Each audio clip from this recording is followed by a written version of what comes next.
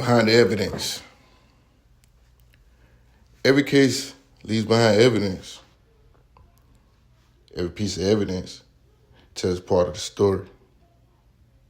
Here, at Behind the Evidence, we go behind the headlines to examine the facts, the investigation, and the search for the truth.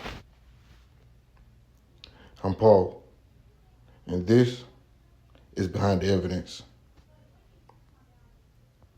Before Jennifer Kesse became the subject of one of America's most recognized unsolved missing person cases, she was simply a young woman building the life she had always dreamed of. Jennifer was 24 years old. She had earned a degree in finance and was establishing a successful career in Orlando, Florida. Friends and family described her as intelligent, organized, independent, and deeply devoted to the people she loved.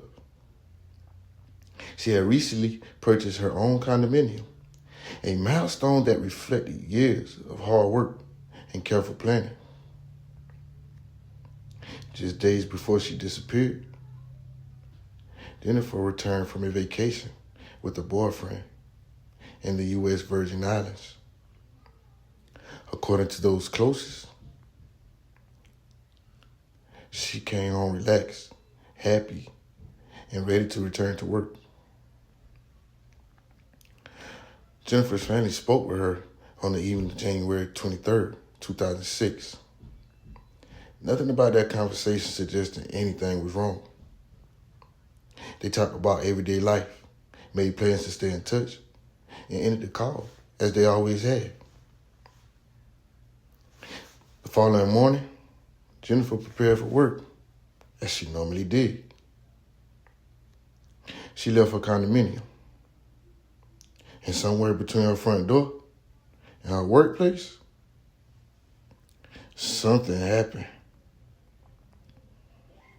When Jennifer prepared for work and could not be reached, concern quickly turned into alarm. Her family traveled to Orlando, Florida, after realizing something was seriously wrong. Inside Jennifer's condominium, investigators found no obvious signs of a struggle. Her personal belongings suggested she had left expecting to return later that day. What happened again, as concern, was now becoming a missing person investigation. As investigators expanded their search, Jennifer's black Chevrolet Malibu was located abandoned at another apartment complex, less than a mile from where she lived. The discovery immediately shifted the focus of the investigation. Forensic teams carefully examined the vehicle, searching for fingerprints, DNA, and any evidence that might identify the person responsible for moving it. Then came one of the most significant developments in the case. A nearby surveillance camera captured someone parking Jennifer's vehicle before calmly walking away. For a brief moment, it appeared investigators might finally have the lead they needed. But the footage presented an extraordinary challenge. As the individual walked past a row of fence posts, each frame happened to block the person's face almost perfectly. The result became one of the most recognizable and frustrating pieces of surveillance footage associated with an unsolved criminal investigation. The person was clearly visible, yet impossible to identify. Detectives interviewed people connected to Jennifer's daily routine and worked to establish a timeline of her final confirmed movements. The apartment complex where Jennifer lived was still under construction. Investigators interviewed workers who had been present in the area. As with many major investigations, detectives followed numerous leads. Some appeared promising, but none produced enough verified evidence to explain what happened after Jennifer left for work that morning. The case remained open. Jennifer's family continued searching. Investigators continued searching for answers.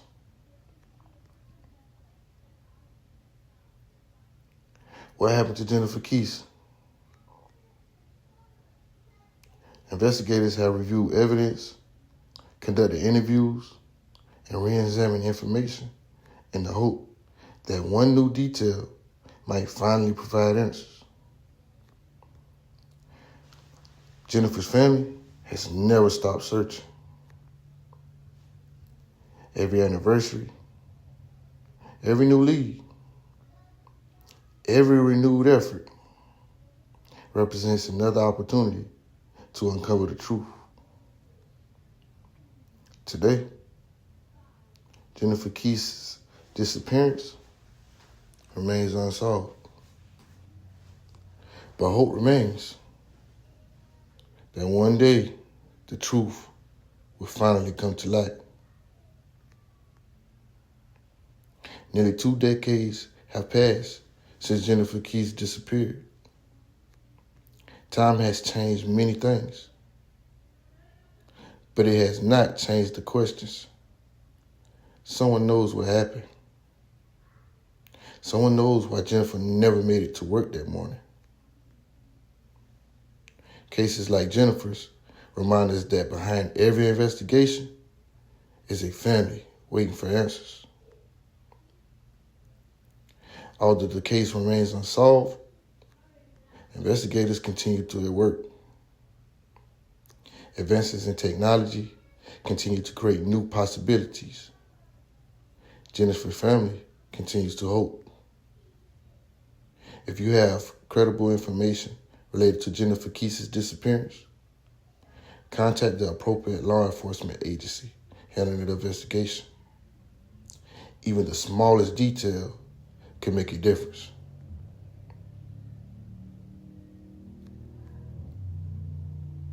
This has been Case File 1, the disappearance of Jennifer Kesse. Thank you for joining us for this investigation. Remember, in every investigation, facts matter. That's where we begin. The evidence tells a story. Our job is to uncover it. I'm Paul. Thank you for joining me on Behind the Evidence.